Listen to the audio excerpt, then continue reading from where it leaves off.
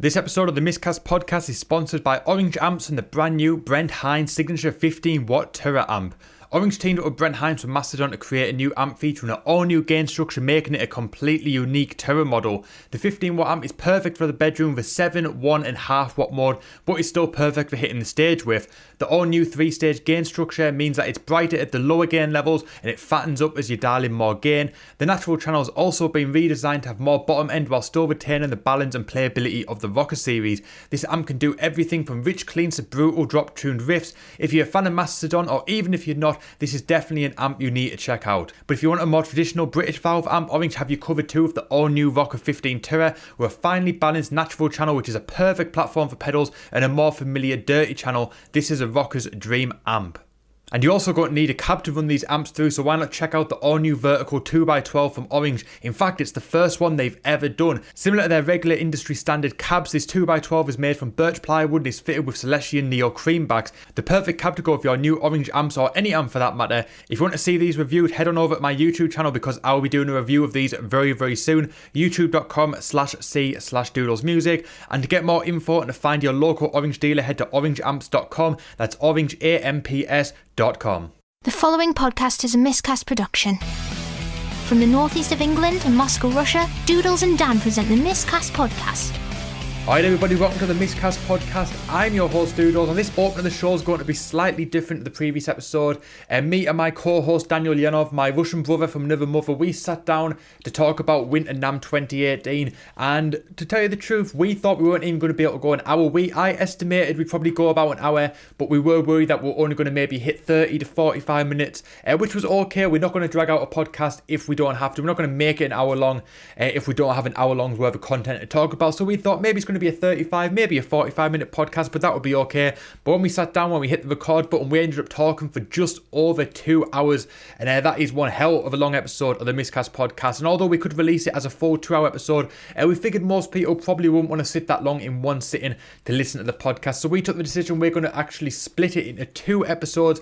So this episode today, you're going to hear the first part of our conversation. It's going to go on just over an hour, so I'm going to keep this open short so we can get straight into the conversation. But the conversation is going to go on for just over an hour. Then we're going to come back in a few days later and we're going to do episode 3, which I'm going to play you the second half of our conversation, where we talk about NAMM, we talk about the new Axe-Fx 3, we talk about BC Rich, and we talk about a few other things too. We've got a few conversations going on in the podcast. We talk about various brands, from Chapman to the whole Jared Dines thing, to Vintage, ESP, Gibson, Fender, you name it, we talk about it. So I'm going to keep this open brief. Just want to let you guys know this is basically how the episode is going to flow, because the episode will cut off about halfway through. Then I'll come back at the end of the episode and I'll do the usual close that we did in the last episode. But also, if you start listening to the Miscast podcast in episode 3, if we didn't have this open first, it would be a bit confusing that we'd literally start a conversation halfway through. So basically, I want to let you guys know this is how the episode is going to be. And obviously for episode 3, I will do a similar thing and let guys know that the first part of the conversation is in this episode. So without further ado, this is the conversation me and Dan had about Winter NAMM. Hope you guys enjoy it. How's things going, man?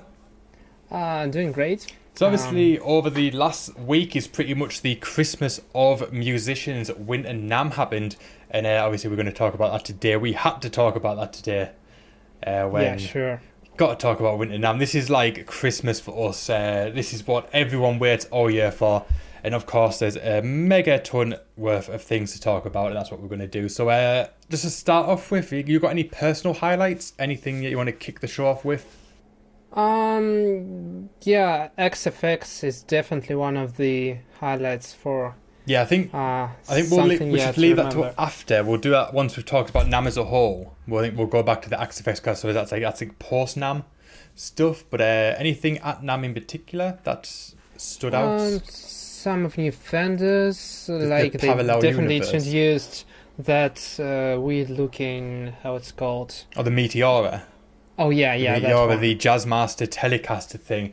I want to love that guitar because I've got the Bolt Blaze, which is like the Jazzmaster-esque type of guitar, and I really want to love that Meteora, but there's just something about it. I just can't personally love it. There's just something. I think it's the telly. I think if we didn't have the telly pickups, I think I would dig it. I think it's just something about it. I dig the colour.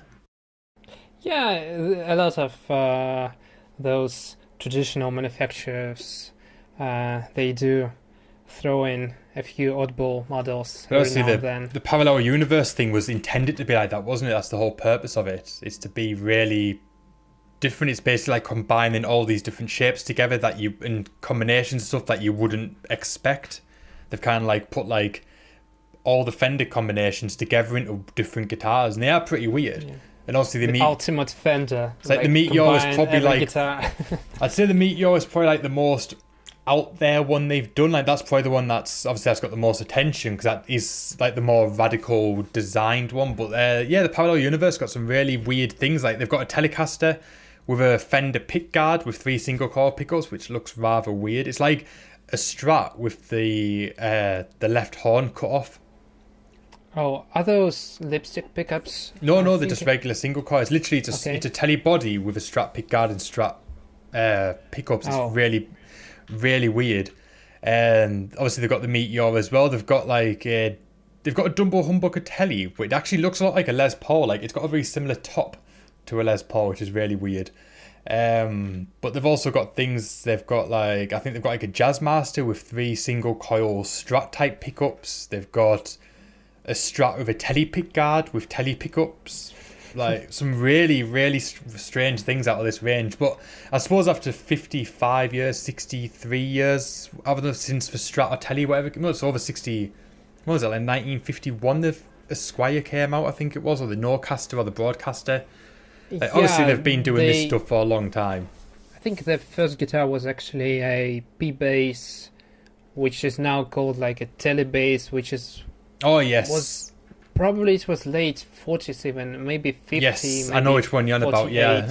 Ish. I think they call it like a 51, I think that's what they generally refer as. I think they actually had that one at NAMM. I think they've remade it kind of as part of this lineup as well. But I've seen them before. But yes, I sort of think it's obviously like early 50s, late 40s, early 50s when sort of like Fender started doing all these models. Yeah, and obviously since then, that's a lot of decades. Since then, the Telecaster, the Strat, etc. has pretty much been exactly the same. Obviously, they do change things all the time, but it's largely been the same guitar, just in different forms. So I suppose at some point they've got to do something like this just to get people talking, because obviously at NAMM, we know what a Strat looks like. We know what a Tele looks like. We don't need to see them again. Obviously, if they change things about, that's cool. But I suppose this has got people talking about Fender in a huge way again, which maybe they were lacking.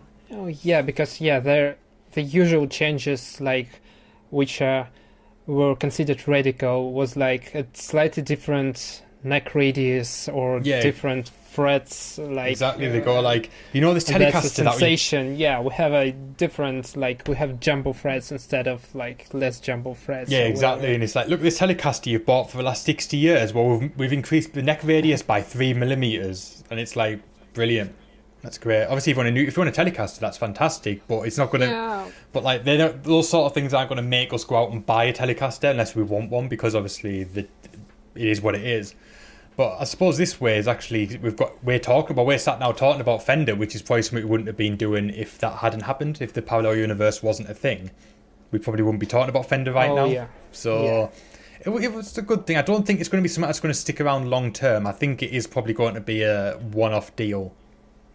Yeah, they always do something like crazy every now and then. I think they probably have done like very similar models to those in those 70 years. Yeah, I'm sure they've made like Telestrats, like Strats cost with Teles before, where they've done things like that. I think I'm pretty sure I've seen something like that. They've done stuff like that, but yeah, I think it's one of those things where it's got people talking again. And to be fair, if I had the money, there's a couple of these I'd consider at least trying out to see whether it was something that I'd want to buy. It's not something where I think I would want to own one, but there's a few of them where it's piqued my interest enough where I'd go, if I had the money to blow, I'd definitely consider at least giving it a go and seeing what I think.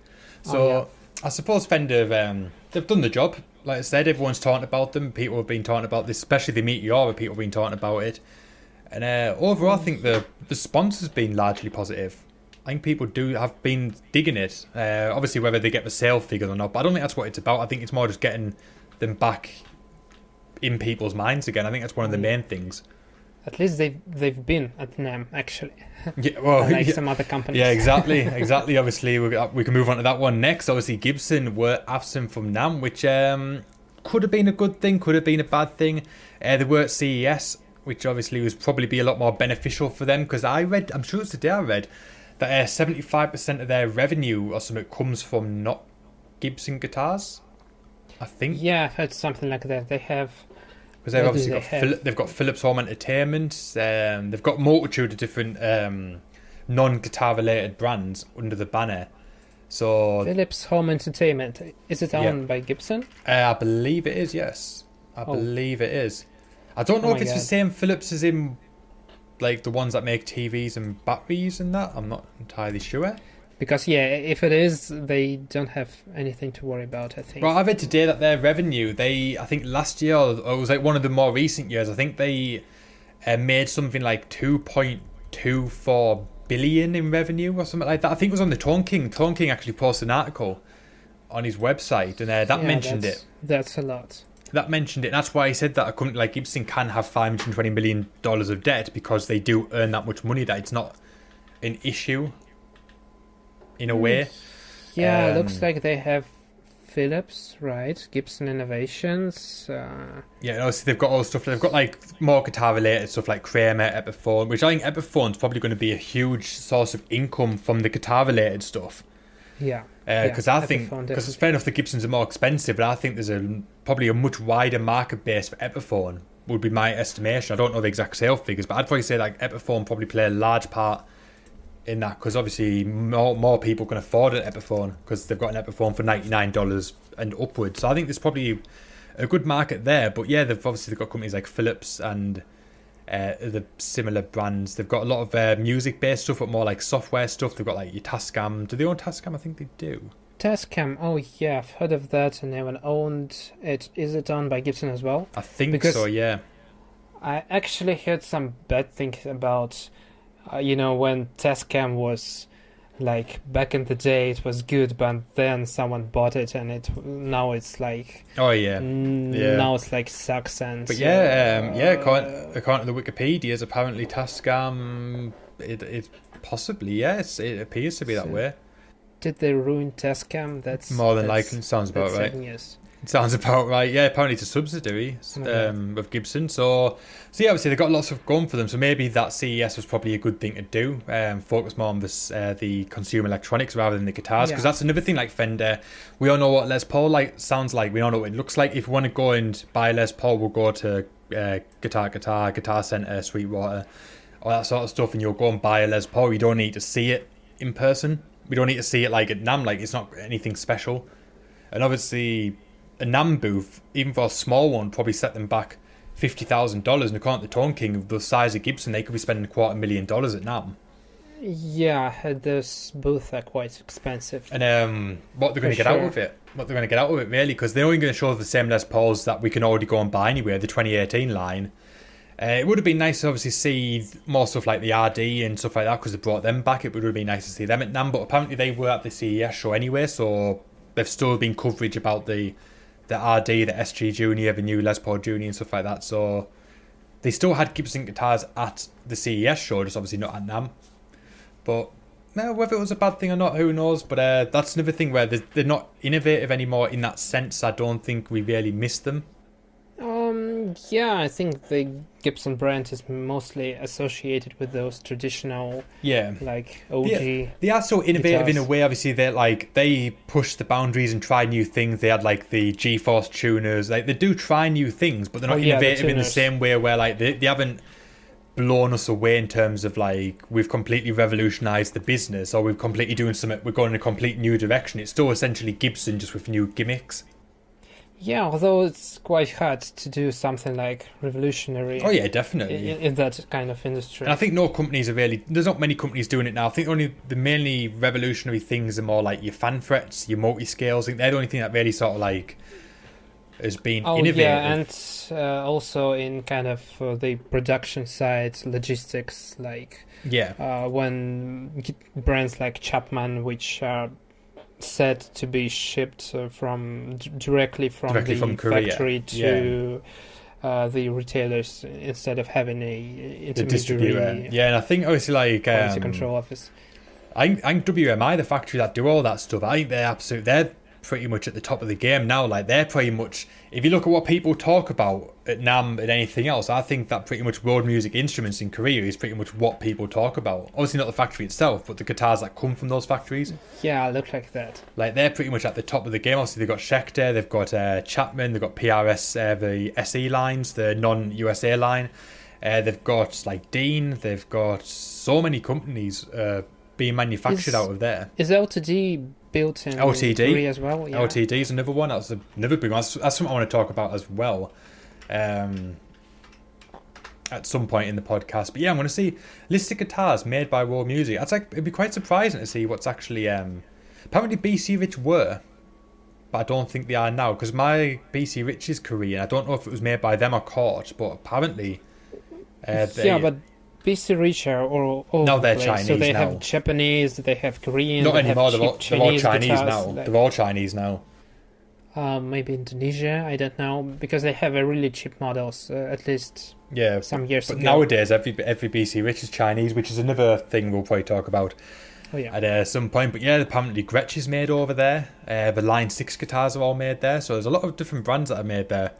And if you look at some of the sort of the biggest things that have gone on at NAMM, pretty much World Music has been a part of a lot of it, really.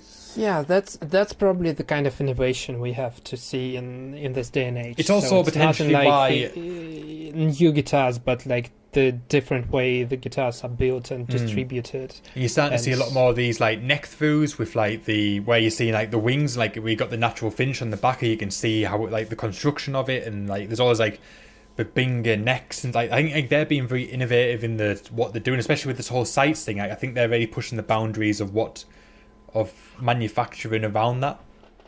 Yeah, and those type of guitars usually used to be like super premium, expensive. Yeah, now it's like the now norm. it's like just a regular model. Like you can go on like a website and pay £500 and get this like neck through, like a Babinga maple neck through guitar with mahogany wings and all this. Like it's just like normal now, which is it's great for us. It's absolutely fantastic. First, one of the downsides, and that's something we'll move on to now, seeing so that's going to be on my subject list. Seeing as we transitioned into Korea, is that one of the downsides about all that is all the guitars generally look the same now.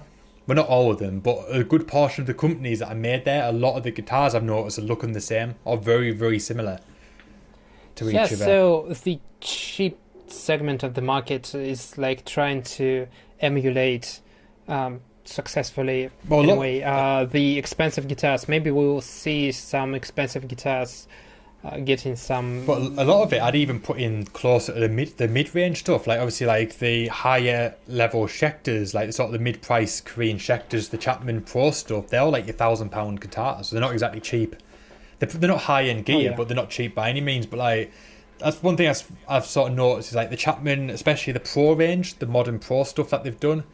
That's new as well. Yeah, the new Schecter stuff. Like if you look at the tops, like the way those tops are done, they all look very similar to each other. That sort of the color design, where it's always like looks like quite a thin color, but always like a bit like almost like a smoky type of color. Like the way that the paint's applied. Like if you look at the Schecters and the Chapmans, and even some of the LTD stuff, they all look very similar to each other nowadays. Yeah, that's probably explained by the fact that they are built at the same factory. Because that's also one of the downsides. That kind of finish and technology is not dictated by the brands anymore. So they probably just ask, what can you do? And they offer, like, we can do that kind of finish, that kind of finish. We have those types of tone woods. And it looks awesome. So obviously the companies are going to go with it. Yeah, it looks awesome. Yeah, sure. But yeah, that's what I've noticed. That like, especially like Schecter and Chapman, I'd say are probably the two companies where if you look at the stuff they've been doing over last year, they look very, very similar to each other in terms of like tops and finishes and that. Which they look great, but I think that's one of the downsides about something like world music instruments being what it is, because a lot of the companies are starting to look similar. But yeah, now I'm looking at my Gibson USA Les Paul Standard with a flame maple top, which used to be a big deal. Now it's like it's like almost every $100 guitars almost. That's sort of like AAA flame maple top. Now you can get something that looks as good on like $1,000 Korean Schecter or Chapman or something like that. Like it's not as big of a deal anymore. $500-$400. Yeah. It's like everything is flammable Exactly. top with. But speaking of Schecter, obviously I'm a huge flag flyer for Schecter. I've loved Schecter for years, absolutely adore the brand. But it seems like, especially in 2018, if I don't want a C1 shaped guitar, I'm pretty much fucked. Like, if you look at their range, what they've been releasing, especially like with the whole Apocalypse stuff, like everything's just like C1. Like, you know, like the shape that like Keith Merrill's guitars are. Like, it's sort of like Keith Merrill's guitars. They've got all the C1 stuff. Like, pretty much it's all that sort of double cut, kind of super strat, but meant for more down-tuned metal type of guitars. That's pretty much like all I'm seeing out of Schecter at the minute. And obviously they do the other stuff as well, but like that's like a big portion of it that I'm seeing. And, and if you go back to YouTube, if you like search for any metal cover or metal video or even music videos, like most of the guitars are like super strats with flame maple top dual humbuckers and all that. So it's basically like the modern super strat. Like obviously back in the 80s, your super strat was like your Charvels, your Jacksons and that, but now it's almost like the super strat type of guitar is like a C1 shaped guitar, like a modern double cut type of guitar. And it's kind of getting less I don't know, exciting. Because everything is like that. Like a couple of years ago, you'd see like someone like a Pikachu or like a Leo would be playing something, and you'd be like, "Damn, that looks sweet as." But now it's like when like Pete showed off his new Chapman ML1 Pro, like he mentioned it in a video, and it was like, "Oh yeah, it looks right that." Yeah, looks like any other guitar. Yeah, like I can guitar. I can get a it's Schecter. Good, but yeah. Schecter looks like that. LTD has similarities at times. LTD still kind of very much doing their own thing though, which is good. They've been really pushing the boundaries in terms of build style and colours, and they've been really sort of doing some good things this year. But yeah, I think the whole thing of the guitars looking very similar is really pissing me off, because I do like the shapes, but if I don't want one, I sort of feel like I'm very left out.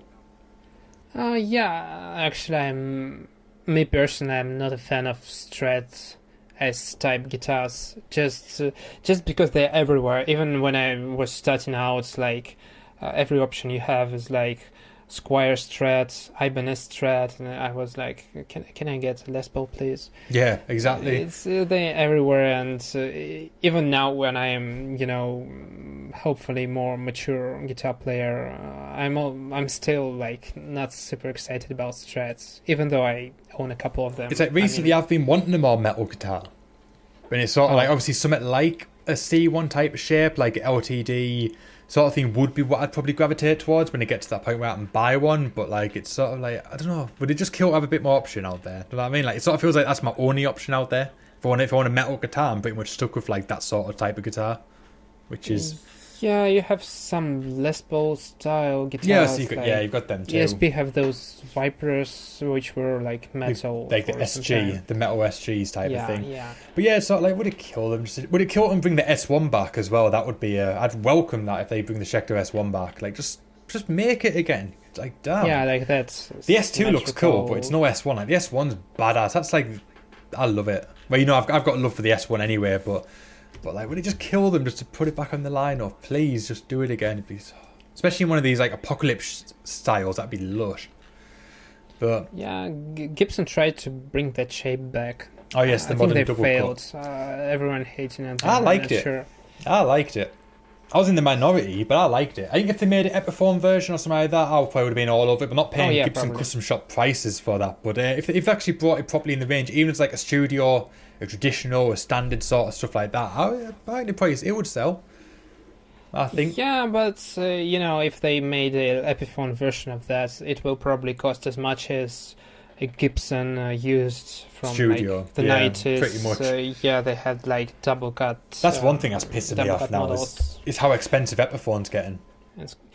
I'm not sure because where I live, everything is oh my god, where I live, everything is expensive. It appears like I'm very pissed off this episode, apparently, because all I've done is complain about things so far. This is meant to be an episode about the great things of NAMM, and so far we just complain about it. Let's go back to positive stuff.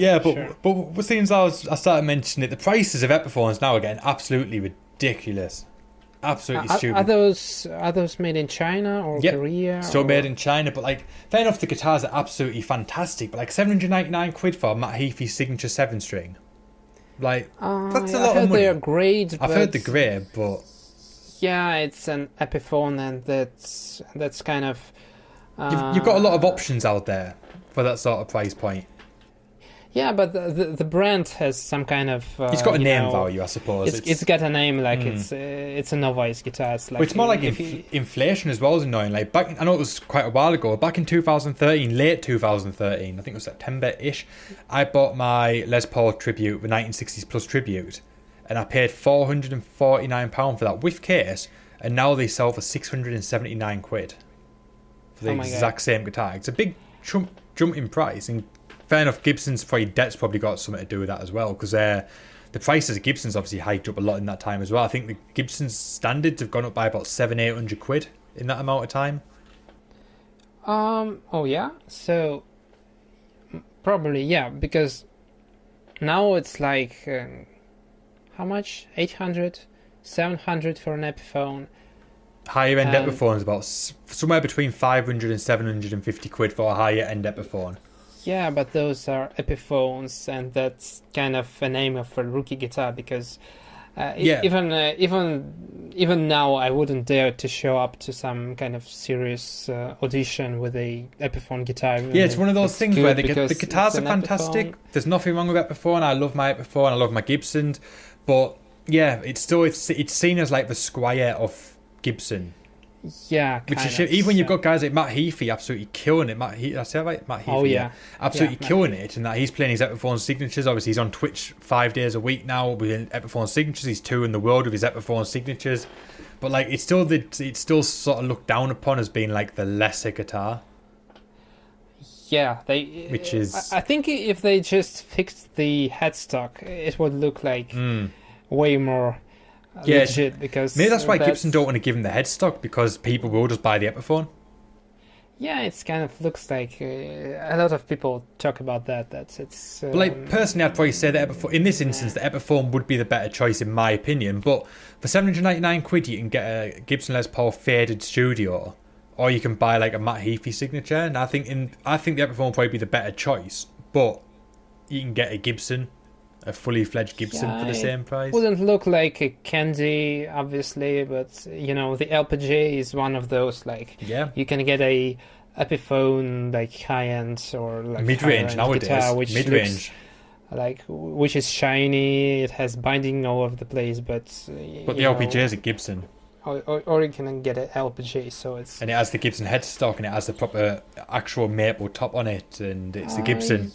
Yeah, so some people may like that, some people may like this. I'm obviously going with Gibsons right now, but yeah, but obviously I'd probably more. I'd say I'd rather buy a Gibson, but I could see if I ever was in the market for Les Paul again, I'd probably go Epiphone, unless I had money to burn. I don't know if I'd want to pull the trigger on Epiphone, because it's like I could just buy a Gibson. Would I use if it seems I've got a Gibson? Would I play my Epiphone if I bought one now? Like I don't know. I think I'd probably just avoid it altogether. I think I wouldn't even bother buying either. Yeah, that would be easier if that was just one brand, like Ibanez or BC Rich. Yeah, it's exactly. Like, yeah, it kind of has its benefits. It kind of has its pros and cons, but I think Fender get away with it more because there is a bigger gap between. I think fair enough for Strats.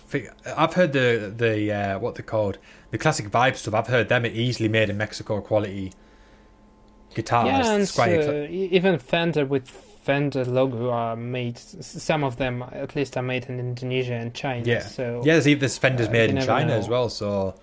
But yeah, I think there's a bigger gap between them. Like I think there is a big difference between them. With Fender, I think it's easier to get away with having the two separate brands. But I think Epiphone and Gibson should be sort of like, it should have been one brand, but it is what it is. Yeah, it is what it is. Historical thing. But anyway, let's stop ranting, because I've apparently been really pissed off this episode so far. So and one more thing, since we're talking about Schecter, I was meant to mention that the DJ Ashby acoustic was now a thing, which was one nice thing that I saw at NAMM. Looks pretty damn sweet. I had the name, but used to play in Guns and Roses back in the day. One of those new guys. Yeah, he was the last new guy before obviously the new lineup, the new old lineup got back together. But yeah, his new acoustic looks quite sweet. It's like got like it's weird. It's like It reminds me a bit of like Sinister Gates' type of style, but then it's got like these 3 holes rather than one big sound hole, and it's got bird inlays and the actual Schecter headstock, not like I'm a proper seeing the picture right now. headstock. It has like this, what's it called? Ovation vibe. I think Ovation guitars like just something like remotely. DJ Ashby Like that. actually had his own line of Ovation acoustics out pre Guns N' Roses, so that would make sense why it's got that similarities to it. Sure. But that was on my Schecter notes anyway, seems that we did mention them. Seems that we're going to go off and rant into good stuff now. I thought I'd quickly just mention the Ashby acoustic before I was still talking about Schecter. Oh yeah. And then we'll move on. So what should we talk about now? I think we should talk about Chapman. Seems that we also mentioned Chapman Korea. with We did briefly mention Chapman, so I think we'll segue into the good stuff, but we'll mention Chapman is a good point this time rather than looking a bit like everything else at the minute. But Chapman revealed a hell of a lot of new guitars. Not as many as they did last year, but they did show a few new guitars nonetheless. They had the new Pro 7 strings, which looked pretty damn sweet, with some new finishes.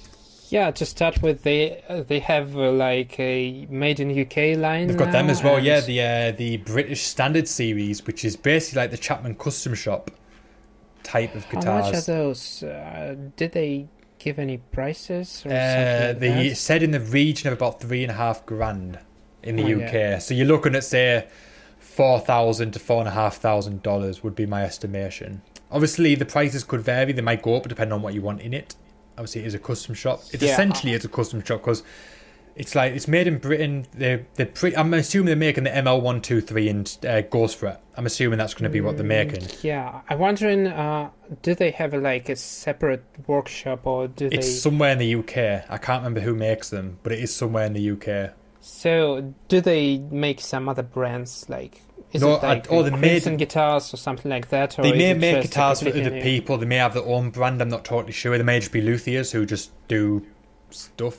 They may make the odd own guitar for them, like a private purchase thing where they'll make one on order for someone, but not like a known brand, not like an actual brand like Chapman. Like maybe just like one off. Yeah, so like it would be weird if like Rob Chapman just built a workshop from scratch and had a bunch of luthiers. Oh yeah, they've contracted luthiers for these. So obviously it's made to order. So obviously they're not in the workshop ploughing out these guitars left, right, and centre. It's going to be more of a made to order thing.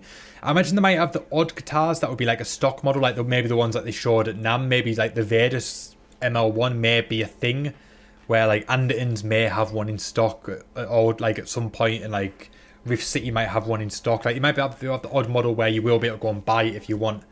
At least you have Andertons in the same country with you, because. But I don't see them building out like you can go to Andertons, you can buy like 100 different Gibson custom shops. I don't think that's going to be the case. I think it will be more of like a made to order type of thing. But I imagine there probably will be a couple that you'll be able to go and try and buy in Andertons and Rift City and that. But overall, those things look sweet. Yeah, they definitely look premium. That Vader finish from the ML1, they're more like the red. You say it was reminding me like the lightsaber. Like that was like the red with like the black burst sort of thing. Yeah, that's kind of probably one of the toughest thing for the high-end guitar builders, because obviously the cheap guitars are starting to look a lot like expensive guitars like 10 years ago, and now the legit expensive guitars have to differentiate somehow to. Then like one of the big things is fair enough, they can make it like £1,000 guitar can make itself look like that guitar, but will it play as well? But from what I've heard, I think that the £1,000 Chapmans are going to be pretty damn sweet. I don't know where the £2,500 value is, apart from it obviously being handmade in the UK. But I don't, in terms of quality, what's the what's going to make me want to pay $3,500? I could buy $3,500 Chapmans, or I could get the Pros, or I could buy one of them. Like what's?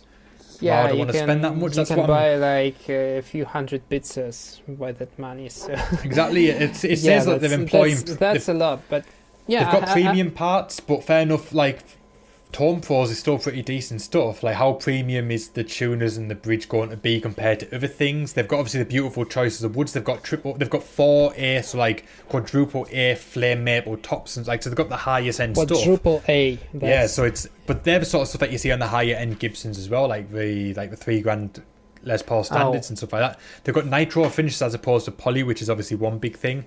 Oh yeah, that's actually a big thing. Yeah, but that's like $1,000 Gibson is a nitro finish. Exactly, so. my LPG has a nitro finish on it. And fair enough, these guitars look a hell of a lot better than the LPGs do, but it's like, are these 3.5 times better than they're raving about how great the ML1 Pros are, is the custom shop range. It's essentially a custom shop when you think about it, the British Standard Series.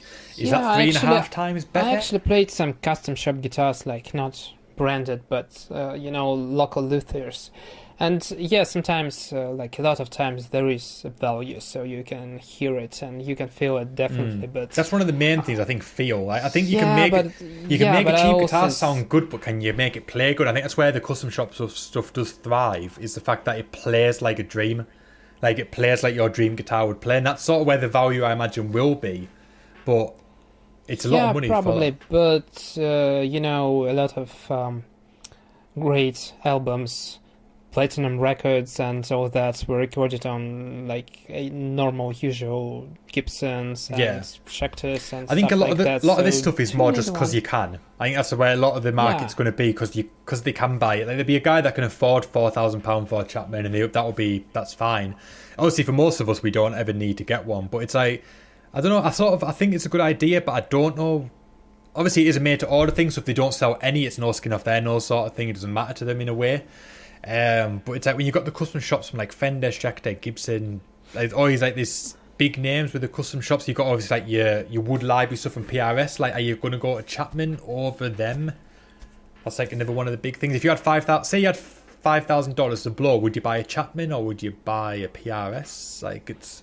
Would you just order a complete custom guitar from a local luthier with like all the specs up to your preferences? Because actually my guitar teacher is like very specific about his specs, and he has 2 custom built guitars, and that's all his plays. So he's very particular, he's very specific, but he ordered it from, it's like 100% custom, so it's not like a serial guitar made by it's like completely his spec. So, and that's probably worth a few $1,000s. I think if I had $5,000 to spend on a guitar, I'd probably buy a Korean Schecter or a Chapman or something. I'd buy a Kemper and call it quits. Or 10 Squires. That would be my thing. Squires. I'll buy a Chapman and a Schecter and a PRS. And, and you'll still be able to make great records and play gigs and all that. So I think this is going to be more of a case of because I can buy it, I will buy it, rather than being this is an amazing piece. It's going to be an amazing piece of gear, but I don't think it's going to be a big market for it. Like any custom shop, there's not a big market for them.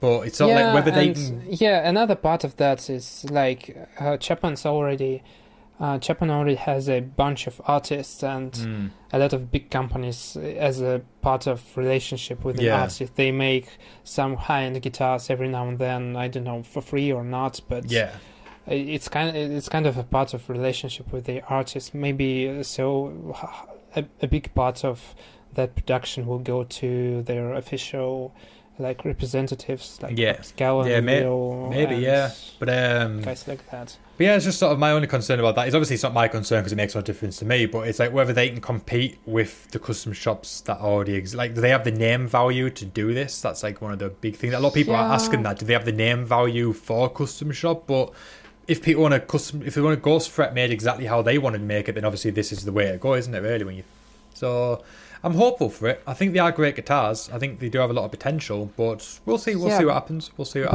At least it's kind of indication that Chapman guitars are definitely growing. So they are definitely growing. Obviously, the series it's not like a YouTube business anymore. Like, it's a legit it's a legit company. Brand. Yeah, and I think they already introduced some lower end models which are made in China or Indonesia. Indonesia. The standard range, I think it is. Then they've got like the Pro range in Korea. That's quite broad. Yeah, they had the original guitars, which a lot of them were more the natural finish type of guitars, weren't they? Like, they're very basic looking, the original Chapmans. A lot of them. You had the ML7, which were more like the natural telly and Strat style. Then they had like the Rob Scallon guitars, like a natural finish. They had the Hot Rod one with the Floyd Rose. That was like a natural, like it was very stripped back, bare wood type of guitars. Then they sort of expanded into the standard and the pro range, which they've got now with the Indonesia and the Korean guitars.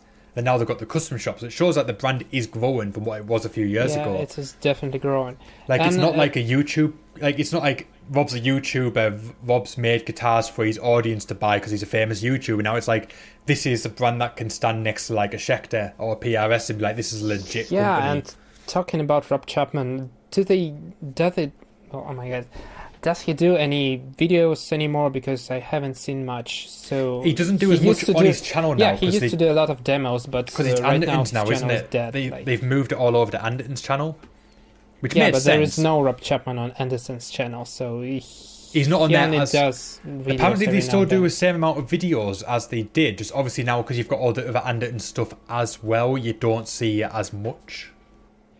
Yeah, but probably looks like Rob Chapman is more busy with his guitar. He might be. Yeah. brands. Apparently, he only works at Anderton's 2 days a month. So obviously, they film all the videos in 2 days. That obviously are released over the course of the month. So yeah, we probably only see. You might see 5 or 6 videos in the course of a month with Rob Chapman in now, as opposed to. I'm sure you got more back in the day. Oh yeah, There was easy 12 to 20 it was videos. all Chapman once. Like, his channel was full of it, but now obviously he's doing stuff outside of Anderton's on his channel, which is more like obviously talking about like Chapman guitar stuff. He's doing a bit more tutorial stuff. Is he touring right now, or He's not. They've just got back from NAMM, haven't they? Well, obviously there's a run up to NAMM, which obviously he's been doing a lot of stuff like that for. He goes over to America every 3 months or so with Dave, and they do stuff for Riff City Guitars now. okay. He does And, like gear videos with them, but he's still doing stuff. But his channel's definitely not like it was. Yeah, because he was one of the original like music YouTubers. Yeah, I think obviously he he still kind of is with Anderton's, but it's kind of more like it's broader now at Anderton's, because it did make sense because he had an Anderton's YouTube channel and then all the best Anderton stuff, which is obviously Rob and Lee was pretty much the best. Fair enough for beer, and that's great too. But like Anderton's is Chappers and Litty. That is Anderton's. It used to be, but like a current Anderton's channel, it's quite good. Yeah, it's expanded now. It's a lot yeah, broader they now than it used to introduced be. more people, but those are great people. So Oh yeah, they're I enjoy absolutely watching fantastic. them. Like a bass series, the I like drum what they've. I series. like what they've done. I liked how they've expanded it. I do Yeah, that's sure. what they've done now. But obviously back in the day it was like Chappers and Lee, and now obviously it's grown beyond that. And it made sense to move it all over to there, because otherwise you had because you had half the Anderton stuff on one channel, half of it on the other, and it was a bit confusing. And then I imagine ad revenue was a bitch to sort out for those. I'm assuming Rob now gets paid, or maybe he always did get paid from Anderton's, like they pay him a salary for this work. That would have make sense, of course, but yeah, right now he's probably just getting some royalty from Chapman guitars and. Oh, he made a killing with Chapman guitars. He made a decent chunk of change out of that, and obviously he's got all his other stuff going on. So yeah, he'd be making decent money out of it, for sure. Making decent money for sure. But yeah, I can only imagine. Yeah. But yeah, it's definitely interesting how things have all panned out. But I think Chapman's definitely gone beyond a YouTube brand to be a legitimate guitar brand now. Like I said, it can stand toe to toe with the other brands, which is good. It's Yeah, but it kind of shows there is like YouTube and there's like outside world, so it's not like the same thing. And yeah. I think like mainstream media and YouTube media are different things. So if you grow, you have to grow outside. Like I think it's getting taken more seriously. Like I think it probably did have a little bit of a stigma as being like a YouTube brand at first, but I think it is because obviously a lot of the artists are YouTubers as well, which you know. But I think because YouTube personalities have got such a big presence in the music industry now, I think it's starting to be, and obviously the way Chapman have expanded, I think it is becoming more of like taken as more like another guitar company rather than being like that guy from YouTube makes guitars. Oh yeah. And seems like we're talking about Chapman, that's one of the things I want to talk about. This is another disappointed thing for me. I was very disappointed that the Leo from Frog Leap Studio signature model wasn't announced at NAMM. But does it exist? Or I've heard it's going to be a thing. Because he plays like ML1, like this Stripe guitar, I think he also owns the Rabia signature. He owns a lot of Chapman guitars. He own it, but a lot of the ML1-esque type of guitars is what he generally plays when he plays Chapman. But yeah, I think that's a part of being an artist of Chapman or any other guitar company. Because did they do a Captain Meets? No, when Lee does interview, did they do one with Leo? I think they did. I haven't seen it. I haven't seen it, but I heard it was a thing. Because apparently, I'm gonna try and find it now. I'm not gonna I'm not Okay. gonna watch it, but I'm gonna. Yes. Oh shit! It's gonna turn on now. Fuck. There we go. Yes. The Captain Meat Leo from Fogleaf Studios is the #1 Captain Meats video, so obviously it's the newest one. And apparently, okay. I haven't watched it yet. I haven't got round to it. Yeah, 2 weeks ago, so it was fairly recent. Maybe they will talk about. But what I've the new heard, signature. apparently, what I heard from that video is that he did announce that the signature model is coming, which would make sense because he's the biggest artist without a doubt on their roster. So it would make sense. There's obviously a difference between custom-made model and No, signature model, because apparently he's getting an actual Fogleaf Studio signature. yeah, it's actually supposed to, the fans of Leo are supposed to buy this guitar because they are fans of Leo. The Rob Scallon, I'm going to go ahead and assume the Rob Scallon model's very popular. I would go ahead and say it's quite. But it's actually a good guitar, but it's like True. for me it's quite neutral. I mean, this 6-string version at least. I'm not totally sure I've ever had own one, but I do like it. Yeah, because it's quite rare when a signature guitar becomes like very popular, but not due to its owner's name. For example, Yeah, I think the guitar's popular for what it is. Rather, I think obviously as much as whose it is, but I think definitely the 8-string helps as well, being an 8-string variant, because it's a good way to get an 8-string. But like one thing I noticed is it must be fairly popular in the way that the Chapman range got completely overhauled. Because as I mentioned before, a lot of the guitars were more the natural type of guitars before, like the more bare wood type of guitars, like the Rob Scallon signature remember those, and other ones looks like they had some kind of cheap finish. And I said if you look at like the Hot Rod or the old 7-string, the old series, they were more like your bare wood natural finishes stuff, and obviously the Rob Scallon one is like that, and they've completely overhauled the range and the way the range looks, but that is still exactly the same. So obviously it must be a reason why that one didn't get overhauled like the rest of them. So maybe it is popular, maybe people just dig it a lot.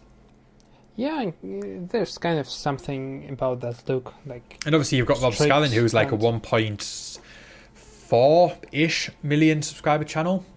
Huge name. He's a huge name, which sells the brand. Even a huge artist like with 1 million plus followers is kind of, at least in theory, isn't as big as any kind of mainstream media. Oh no, definitely not. But in the music world, of YouTube, it's a big deal. For example, if you compare, if I'm allowed to compare, for example, Rob Scallon to some kind of guitar player from, I don't know, Megadeth or some kind of metal band, which is, for example, let's talk Megadeth. Is Kiko Loureiro right now a guitar player for them?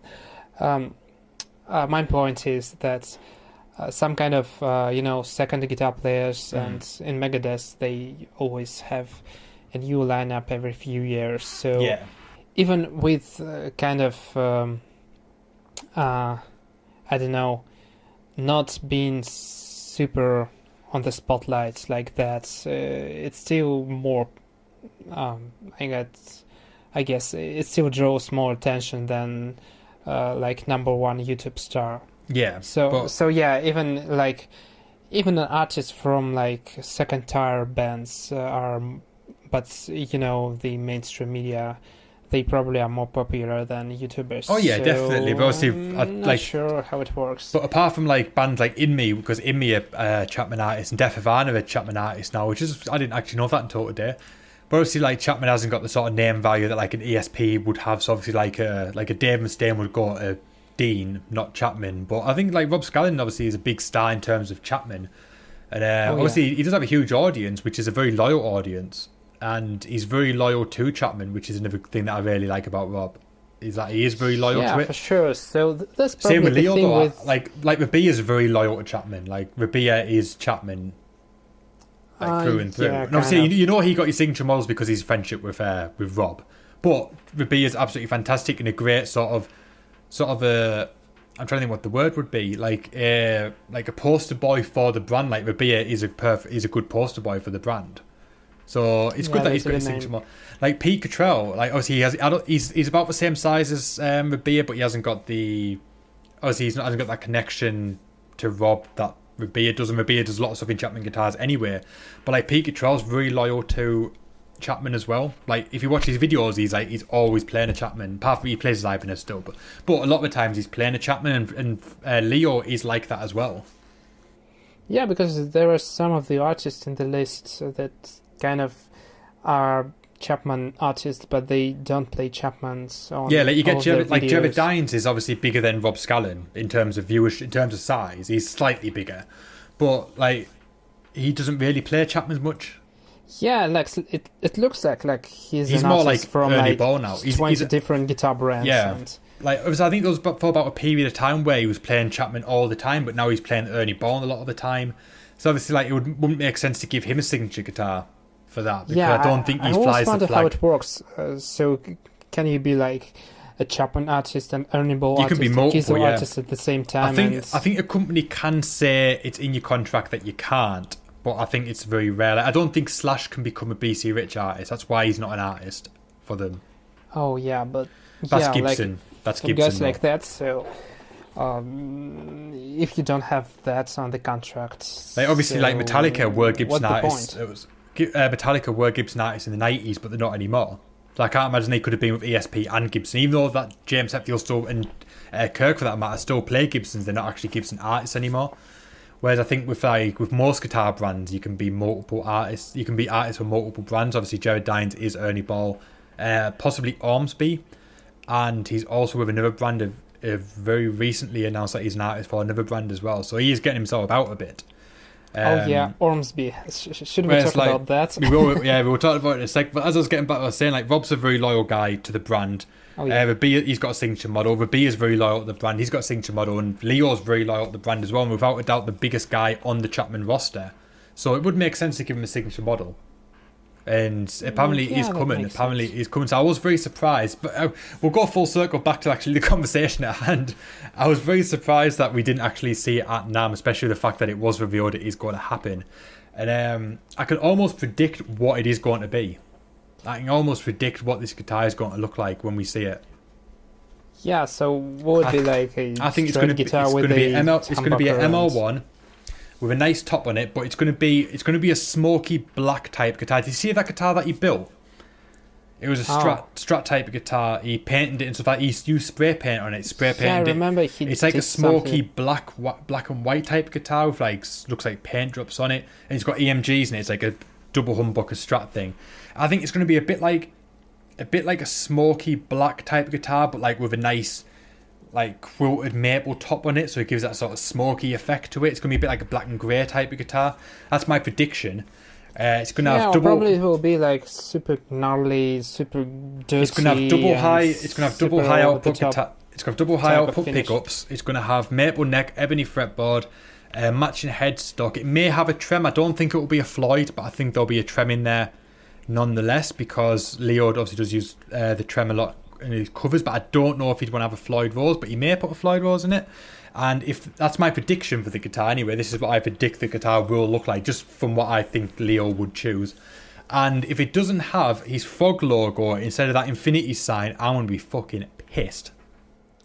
Well, yeah, there you have it. So you don't even need any kind of announcement. It's quite obvious. That's my prediction. And if that Frog logo,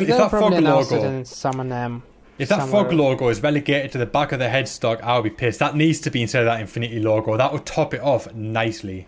Put it under £1,000, and if it was what I said and it's under £1,000, I'd consider it.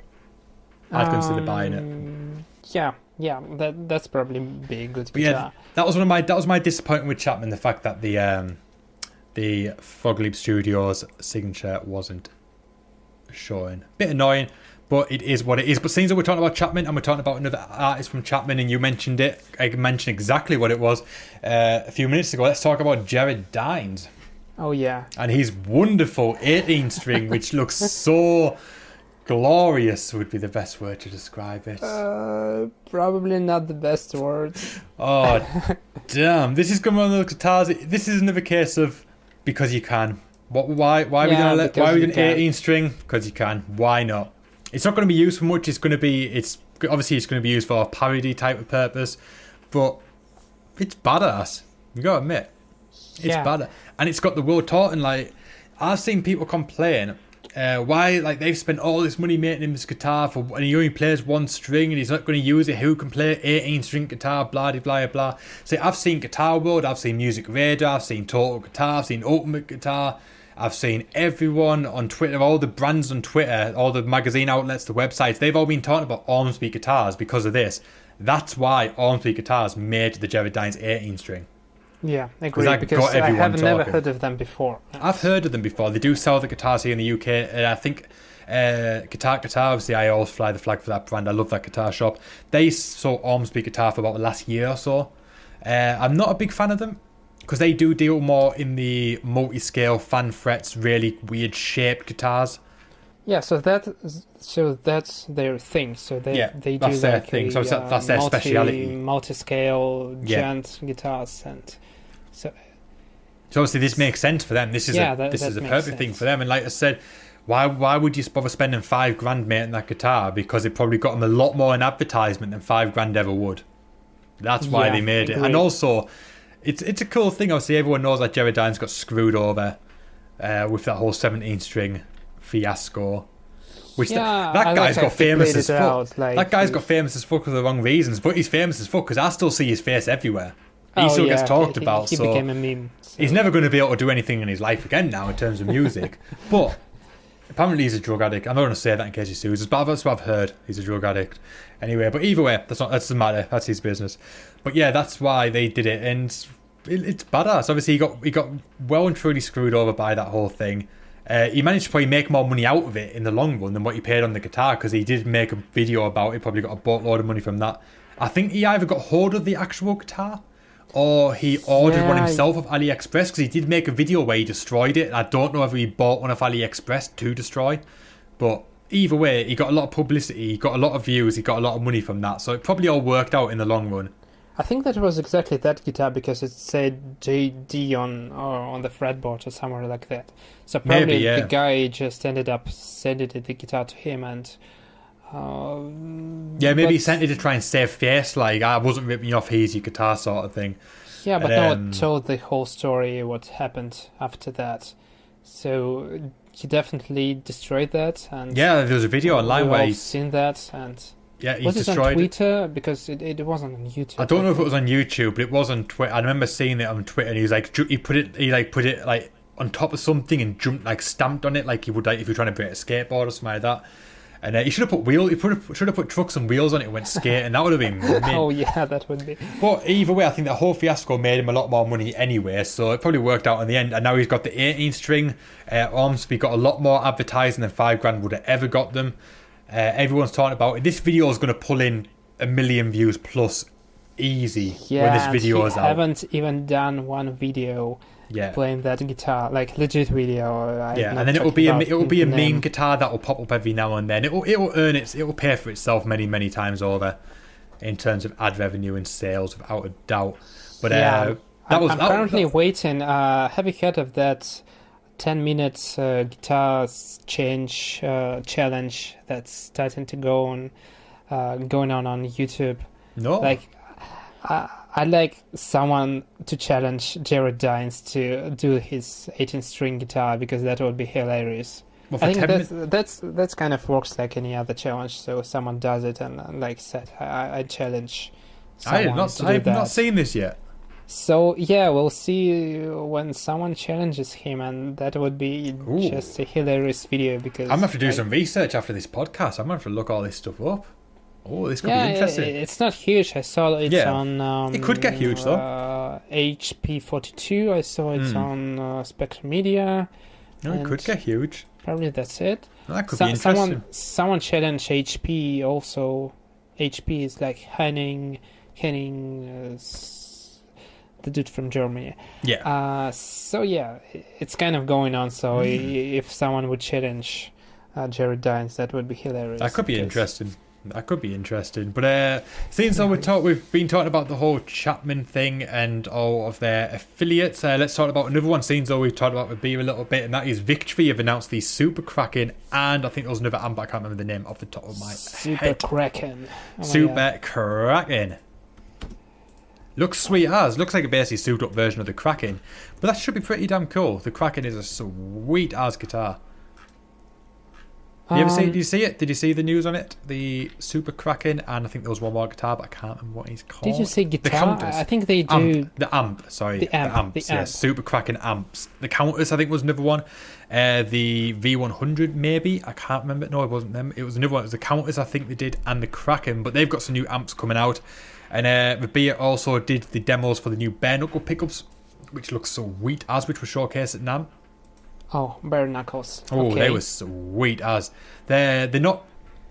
I don't think these ones are customizable. I think these are going to be more like a production line of pickups as opposed to more the built to order type of pickups that they do.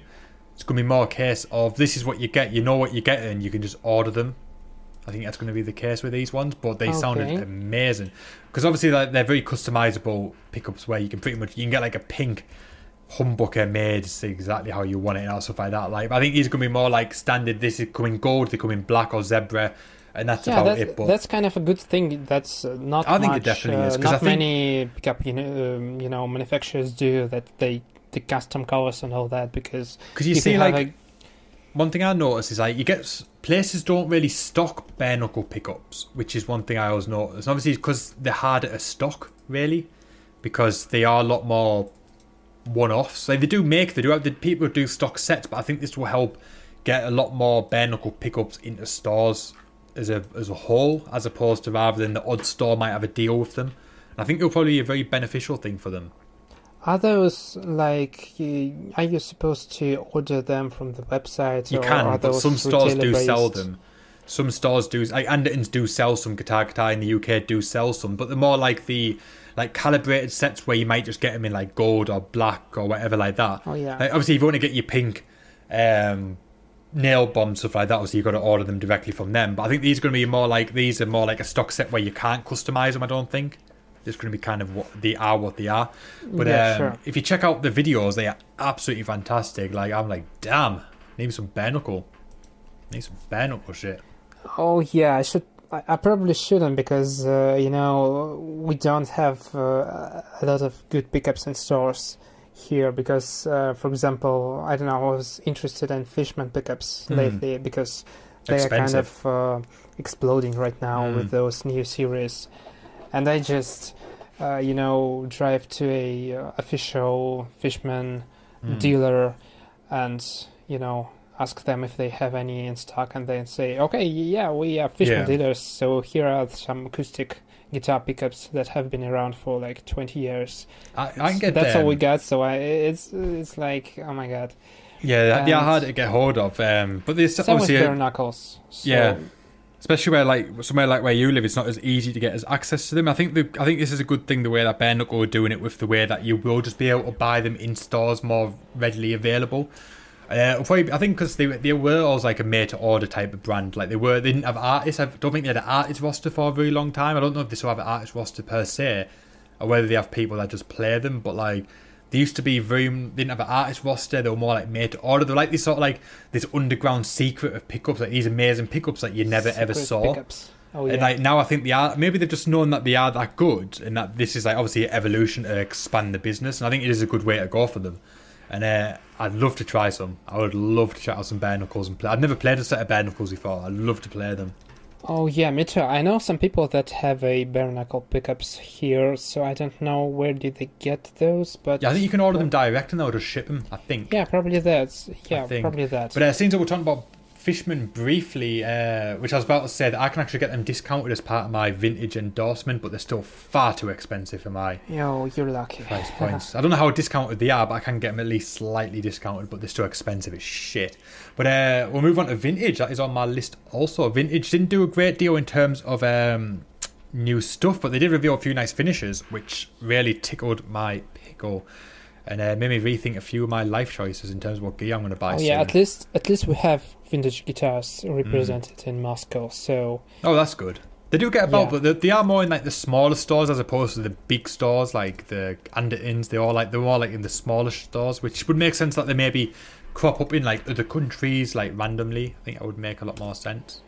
I think try to see. they're very easy for companies to stock as well, because I have a friend that owns a guitar store, a very small guitar store, like one man operate, like very small operation. He stocks vintage guitars because I think they are so easy to get hold of, and the fact you don't have to place a big order with them.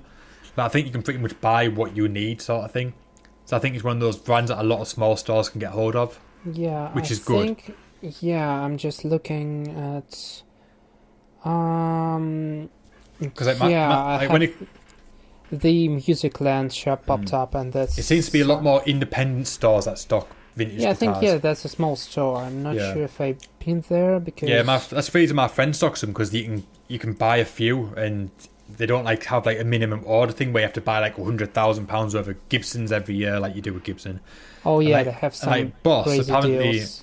my friend had to drop Boss as one of his product lines because they pretty much got told that they've got to sell Boss at a loss. They've got to pay more for Boss pedals than what they can actually sell them for, because everyone else, like Guitar Center, like would like and stuff like that, sell them for that price. So you've got to kind of sell them for that price too. So say like a DS1 might retail meant to be say £45, but everywhere stocks it for 40. He could be paying £40 for it. So yeah, that's stop stocking them. Kind of how it works. Which is a bit annoying. But yeah, in terms of vintage, they didn't really push the envelope out too much, but they've got some nice finishes. They've got a lovely wine red Les Paul type guitar, which looks a bit like my Epiphone actually. And they've got a sweet as black HSS Strat with black pickguard. That thing is beautiful. Yeah, and those are cheap too, as far as I know. Very right? good bang for the buck guitars. I was hoping with vintage, this is going to be my one gripe with vintage. I was really hoping they were going to maybe bring some more modern stuff back, because they are very vintage, I suppose would be the best term for them. But they've got the traditional Strats, Tellys, Les Paul, SGs, hollow bodies. They're very much like your traditional type of brands, whereas back in the day before they start getting sued by people and Trevor Wilkinson came on board, they actually used to like do a lot of like Jackson copies, like the Randy Rhoads copy. I remember that was the first vintage that I played a vintage Randy Rhoads years ago. It was pre Trevor Wilkinson, That's cool. Before he got on board. They used to have like a BC Rich Warlock type of guitar and like other stuff like that, and now they don't. And I was hoping that obviously with the way that the market's starting to shift in that more like modern metal type of guitars, where it's obviously become a very popular thing, I was hoping they were maybe going to try and go down that route, which they didn't. They just sort of released some new finishes for pre-existing Strats, Tellys, stuff like that, which was a bit disappointing, but the stuff that they did release looked pretty damn sweet. And I've had my stuff in my mind for ages of the guitars I'm going to buy from them, and I've definitely had to rethink some of them. But that's beautiful. If you're stuck with vintage reissues, that's as far as you can go, just different finish colors and stuff like that. Obviously, next time I need a Strat or a Telly, I'll be going vintage for sure. But I was really hoping that they maybe get some, maybe like a V, like maybe like an Explorer type of guitar. Like, I thought they maybe could push the envelope a little bit and start to get into that market a bit more. Yeah, that would make sense. Because obviously, like if I want to get a Strat, a Telly, or if I want to get a Les Paul, chances are I'll just buy vintage rather than going out for a Gibson's, especially for the price point, especially for the price that I get them as an artist. But because you're an artist. But obviously, if I want to say get like an Explorer, I've got to go Epiphone Gibson or Explorer S Guitar Schecter ESP sort of thing. I was like, if I want to get something like that, I was really hoping that maybe they start to go into that area a little bit more, and then maybe I could just buy of them. I was really hoping. That was like one of my big hopes for this year would be that they started getting the more modern rock and metal approach. But they've stuck to the name, they've stuck to vintage. It is what it is. But either way, the stuff that they did show at NAMM looks sweet as. And I'm really hoping to get some of them to review. Really hoping to get some of them. That reminds me, I need to email them about that. Can you get the guitars like just for lease from them, or just to for review? A few days? Yeah, that's what I've been inquiring recently. I did actually ask them about that, but the person that I had to deal with was at NAMM. Obviously, I would ask at the worst week of the year. Will be the time where I hit up them and say, by the way, can we do some work together? So I've actually got to email them. Apparently he's back yesterday, so I should have emailed him. But I'll email him at some point soon. Hopefully I'll get some stuff on the channel to check out, because I've never really played a vintage since. Actually, I'm like, apart from I'm an artist, apart from that acoustic, I don't think I've played a vintage in like a decade. Apart from the acoustic that I've got, like a vintage electric, I don't think I've played in about a decade or so. So I'm very interested to see what they're like, because I've heard amazing things. I just have no experience with them. Only the acoustic. I'm just looking at right now. It's a Les Paul Junior type guitar. I'd love to compare that to my own Junior, because I've got the Gibson one. I'd love to compare that and see what it's like. Yeah, that would be because the a great Epiphone, video. apart from the Epiphone was bought on with a humbucker, that was very, very close to the Gibson. In terms of playability, I'd say the Epiphone played as well as the Gibson did. So I'd be very curious to see what the vintage was like. I'd be very curious to see what it's like. Or something like that. Alright everybody, it's time to exit stage left and head over to the next town. Really hope you guys have enjoyed this episode today. As I said at the start of the show during the open, this was the first half of the conversation me and Dan had about Winter NAMM 2018. We didn't think we'd hit an hour at all. We thought maybe a 30-45 minute podcast at the most, and we went over 2 hours. We had a lot of fun doing it, so hopefully you guys have had just as much fun listening to the first half of this conversation. Episode 3 will be the second half of the conversation me and Dan had. That should be with you guys in the next couple of days, so come back and listen to it when that is live. And in the future, we did mention it in the second half of the podcast. We talked about some of the guests that we're going to have, some of the stuff we're going to be doing in future episodes. So hopefully you guys are excited and as excited as we are for them. And if you want to keep up with date of all things Miscast Podcast, head on over to our social media pages, Facebook and Instagram.com/Miscast Podcast. Our Twitter is twitter.com/Miscast_podcast.